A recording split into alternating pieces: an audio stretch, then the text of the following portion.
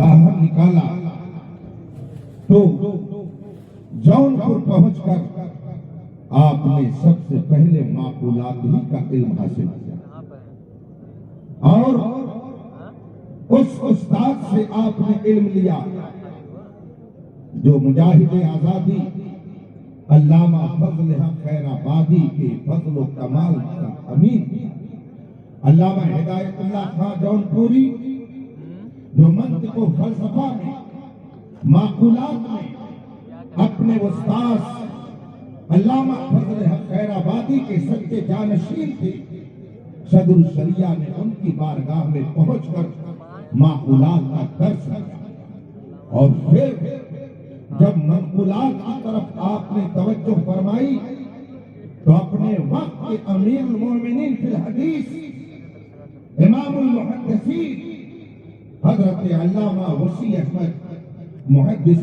سورتی کی بارگاہ میں پہنچ کر پیلی بھیت شریف میں آپ نے حدیث کا درس دیا۔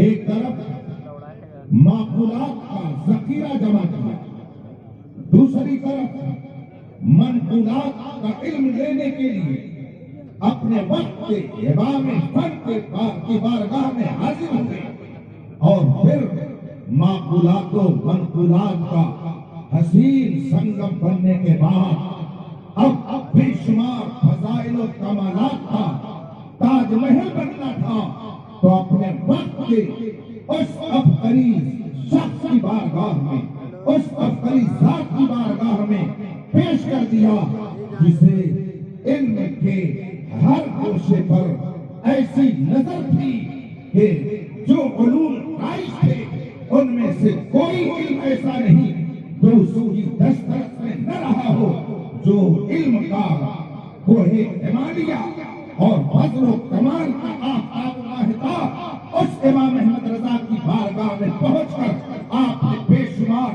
علوم و فنون کا ذخیرہ جمع کیا۔ اس کے بعد میں دنیا نے یہ دیکھا کہ جو کل امجد علی تھا کچھ دن کے بعد مولوی امجد علی کہلایا اور پھر جب امام احمد رضا کی بارگاہ سے فیضیاب ہوگا تو دنیا نے اسی کو صدر الشریعہ کہا۔ وہ ذات بھی حضور صدر الشریعہ اور ایک وقت ایسا آیا جب امام احمد رضا نے انہیں ہندوستان کا قاضی القضات بنایا۔ قاضی القضات ان حالات میں اور آج کے حالات میں بھی سلطان اسلام کے قائم مقام ہوتا ہے۔ گویا صدر الشریعہ اپنے زمانے میں ہندوستان کے سلطان اسلام تھے۔ اب اگر حضرت علامہ مولانا مفتی ابو یوسف صاحب کہیں کہ درم سلطان بور، اگر علامہ مفتی فیضان المصطفیٰ کہیں کہ درم سلطان بور، تو اس میں کون سی تعجب کی بات ہے؟ اس لیے کہ دادا کو اعلیٰ حضرت نے قاضی القضات بنا کر کے سلطان اسلام کا لقب تو ویسے ہی دے دیا، لہذا اگر وہ کہیں کہ فیضان سلطان بور تو یہ غلط نہیں ہوگا، یہ حقیقت کی ترجمہ نہیں ہوگی۔ اور اگر علامہ جمال مصطفیٰ کہے میرے والد نائب قاضی القضات ہند ہے تو نائب سلطان اسلام ہے، لہذا فیضان سلطان اصل ہے تو بھی کوئی حرج نہیں ہے۔ اور اگر علامہ افضل رضا صاحب کہیں میرے والد قاضی القضات ہے اور وہ سلطان اسلام ہے تو میں فیضان سلطان بھوت کا نعرہ نہیں لگاؤں گا تو کون لگائے گا؟ سمجھ کے سمجھ کو سمجھو، سمجھنا بھی ایک سمجھ ہے۔ ہاں اگر میں کہوں فیضان سلطان بھوت تو اچھا نہیں لگے گا، لیکن علامہ علامہ مصطفیٰ صاحب کہیں، مفتی فیضان المصطفیٰ صاحب کہیں تو اس میں کوئی تعجب کی بات نہیں، اس لیے کہ محدث کبیر بھی سلطان، صدر الشریعہ بھی سلطان اور اعلیٰ حضرت سلطانوں کے سلطان تھے۔ خدا کا شکر ہے ہمارا رشتہ کسی بے علم سے نہیں ملتا ہے، ہمارا رشتہ کسی اللہ اور مخلص سے نہیں ملتا ہے، ہمارا رشتہ ان ہستیوں سے ملتا ہے کہ جو دین و دنیا کے بے شمار کمالات و فضائل کا مجموعہ تھے، کس طرف گئے، علم کی ایسی فساد پھیلائی کہ دنیا کہنے پہ مجبور ہو گئی وادی رضا کی देखिए वो इलाका सुभान अल्लाह। हजरात बहुत अच्छा। हुजूर सदूस शरिया तो अल्लाह तबारक व तआला ने इस विशल नेमतों से नवाजा। ये उनके बारे में अच्छे अच्छे कलिमात हैं। उनके मुआशरीन ने उन्हें सराहा, उनके शागिर्दों ने उन्हें अपनी पलकों में जगह दी। उनकी तारीफ लिखने वालों ने लिखा कि अल्लाह ने उनकी कुव्वत हिफ्ज़ ऐसी जबरदस्त रखी, उनको अल्लाह ने कुव्वत हाफिजा इस तरह से दिया था कि अगर किसी किताब किसी इबारत को 2-4 मरतबा पढ़ लेते तो वो ज़हन में हमेशा के लिए महफूज हो जाता।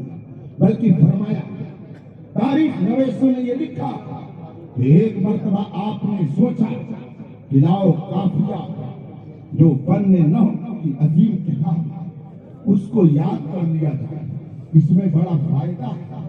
तो पूरी किताब काफिया एक ही दिन में ज़बानी याद कर ली और अपने दिलो दिमाग में उसे महफूज कर दिया। वो सदर शरिया इल्म का कोहे हिमालय बेशुमार तलामेज़ा का ऐसा उस्ताद कि पूरे हिंदुस्तान में जिसे उस्ताद मुतलक कहा जाए वो जात सदर शरिया की। मगर मुझे याद है कि जब आप अजमेर मोहल्ला में दर्स और तदरीस के काम अंजाम दे रहे थे, एक दिन वहां के जिम्मेदार ने कहा कि मौलाना आप जब से हमारे इदारे में आए हमारे इदारे का तालीमी मेयार बहुत ऊंचा हो गया है, लोग यहाँ की तालीम का बहुत ही जल्द एतराफ करने लगे हैं। लोगों में अजमेर मोहल्ला की इस दरसगाह का तस्करा होने लगा है। आपकी वजह से यहाँ का तालीमी मेयार बुलंद हो गया है। हम जैसे लोग होते तो कहते हाँ दिन रात हम मेहनत करते हैं, हम बड़ी तवज्जो से पढ़ाते हैं, वक्त जाय नहीं करते हैं। हमारा जवाब ये होता कि मैंने बहुत ही मेहनत से पढ़ाया है और बहुत ही मेहनत से पढ़ाता हूँ। मगर सदर शरिया ने क्या जवाब दिया? फरमाते हैं ये सब आला हजरत का फैजान है। इसका मतलब है इमाम अहमद रजा के वही तो बरकत का वो एतराफ अपनों में भी करते थे, गैरों में भी करते थे, महफिल में भी करते थे, सफर में भी करते थे, हदर में भी करते थे। यही वजह है कि रब्बे कदीर ने आला हजरत के वही तो बरकत का चश्मा किस तरह से सदर शरिया को बनाया। आज पूरी दुनिया देख रही है कि बर्रे सगीर में हुजूर सदर शरिया का इल्मी खानदान जितना बड़ा है दूसरों को सोचना पड़ेगा। ये जितने असातिज़ा बैठे हैं, जितने उलमा हैं, यहाँ जितने तलबा हैं, बल्कि हिंदू पाक की बात कर लीजिए, किसी न किसी तरह से सब हुजूर सदर शरिया के शागिर्दों में शामिल हैं। वो जात थी हुजूर सदर शरिया। आपने जिंदगी भर लोगों को दीन हक की तरफ बुलाया, तहरीर के जरिया, तकरीर के जरिया, अपनी अदाओं के जरिया। हुजूर हाफिज मिल्लत फरमाते थे कि मैं 10 साल तक अपने उस्ताद गिरामी की खिदमत में रहा। मैंने इस 10 साल की मुद्दत में हुजूर सदर शरिया को हमेशा मुत्तबे शरीयत पाया, शरीयत की फर्मा बरदारी करते हुए पाया। इसीलिए मैंने आयत करीमा तिलावत की। अल्लाह इरशाद फरमाता है वत्तबे सबीला मन अनाबा इलैया। ऐ लोगों तुम किसके पीछे चलोगे? दुनियादारों के पीछे, चेहरे देख करके फतवा देने वालों के पीछे? तुम किसके पीछे चलो? कुरान कहता है वत्तबे सबीला मन अनाबा इलैया, जो तुम्हें मेरी तरफ मुतवज्जे करे तुम उसी के पीछे चलो। आज हम हुजूर मुहद्दिस कबीर के पीछे इसलिए चलते हैं कि हुजूर मुहद्दिस कबीर हमें वो रास्ता दिखाते हैं जो जन्नत की पहाड़ अता करने वाला है। जिस रास्ते के बारे में इमाम अहमद रज़ा ने फरमाया तेरे गुलामों का नक्शे कदम है राह खुदा, वो क्या बहक सके जो ये सुराग देख सके। अल्लाह का करम है कि हम जिस माहौल में रह रहे हैं, तैतुर्रिजाल का दौर होने के बावजूद ऐसी शख्सियतों के दीदार से अपनी आंखों में आई है। عمر کو پہنچ رہے ہیں۔ اس عمر میں آدمی کہیں پہنچ جاتا ہے۔ 80-85 سال کی عمر ہوتے ہوتے آدمی کی قوت حافظہ غائب ہے، چلنے سے مجبور، بحث کرنا تو دور کی بات ہے، لیکن الحمدللہ رب قدیر نے وہ قوت بخشی ہے کہ آج بھی حضور محدث کبیر کہیں کسی نے اصرار کر کے بلایا تو وہاں محفل میں پہنچ کر علم کے جوہر نکلتے۔ ابھی 4-6 روز قبل مجھے معلوم ہوا حضور محدث کبیر نے سفر فرمایا، کلکتہ تشریف لے گئے۔ کس لیے؟ صرف افتتاح بخاری شریف کے لیے۔ افتتاح بخاری شریف 95 سال کی عمر میں، بتائیے ہندوستان کا کون عالم ہے جو کرا رہا؟ کون ہے جو اس عمر کو پہنچ کر لوگوں کی دینی ضرورتوں کی تکمیل میں لگا ہوا ہو؟ اگر کوئی مشکل مسئلہ آئے تو بڑے بڑے علماء جس ذات کی طرف آج بھی رجوع کرتے ہیں وہ حضور محدث کبیر کی ذات ہے۔ اور حضور محدث کبیر ایمانی ایسی ہے کہ کہیں اگر بدعقیدوں کی کوئی بات آتی ہے تو بالکل کل کے رضا خنجر خونخوار بن کر اپنا جلوہ دکھاتے نظر آتے ہیں۔ ابھی چند سال کی بات ہے، ایک مسئلہ بتانا تھا مگر کوئی بول نہیں رہے تھے۔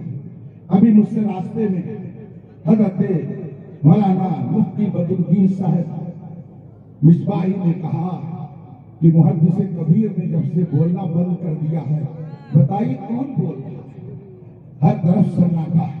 تو مجھے وہ جملہ یاد آیا، جامع رضا کا اسٹیج تھا، حساس مسئلہ تھا، کوئی زبان کھولنے کی ہمت نہیں کر رہا تھا، مگر جب حضور محدث کبیر بائک پر آئے تو لگتا تھا کہ جیسے جوانی کے عالم کی تقریر ہو رہی ہو، اور فرماتے ہیں اسی تقریر میں کہ لوگ کہتے ہیں کہ اس پر کیوں علامہ بولتے ہیں، آخر اس بوڑھے شیر کو بولنے کا موقع کیوں دیتے ہو؟ یہ تمہارا کام ہے، میدان میں آؤ، خدا تمہاری مدد فرمائے گا، ورنہ یہ بوڑھا شیر کو ختم للکا زندہ باد ذات ہے محدث کبیر کی، خدا سلامت عمر طویل بخشے۔ یہ وہ شجر سایہ دار ہے کہ جب یہ نہیں رہے گا تو تنہائیوں میں رونا آئے گا۔ آپ یہ دیکھ رہے ہیں حضور محدث کبیر کہہ سکتے ہیں میں تو تنہا ہی چلا تھا جانب منزل، مگر لوگ یوں آتے گئے اور کارواں بنتا گیا۔ اس کے پیچھے چلو جو تمہیں خدا کے راستے کو دکھائے، اس کے پیچھے چلو جو خدا تک پہنچائے۔ اس کو سمجھنے کے لیے قرآن پڑھیے، حدیث پڑھیے۔ آج ایک عام آواز سنی کہلانے والوں کی طرف سے بھی آتی ہے، ارے سب برابر ہے، سب برابر ہے۔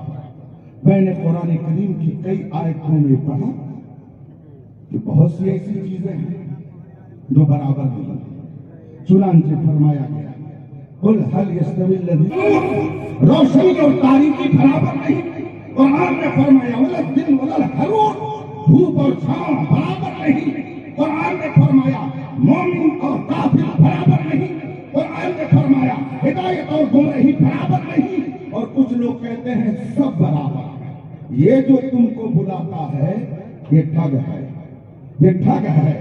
اور میرے محدث کبیر اور ان کے یہ حکام اور ان کے معاونین کیا کہتے ہیں؟ سب برابر نہیں ہیں، مومن اور کافر برابر نہیں ہو سکتے ہیں، گستاخ رسول اور وفادار مصطفیٰ دونوں برابر نہیں ہو سکتے ہیں، بینا اور نابینا یہ دونوں برابر نہیں ہو سکتے ہیں۔ لہذا آپ کو سمجھنا پڑے گا قرآن کی طرف کون بلا رہا ہے، حدیث کی طرف کون بلا رہا ہے، اور دنیا داری کا پیغام کون دے رہا ہے۔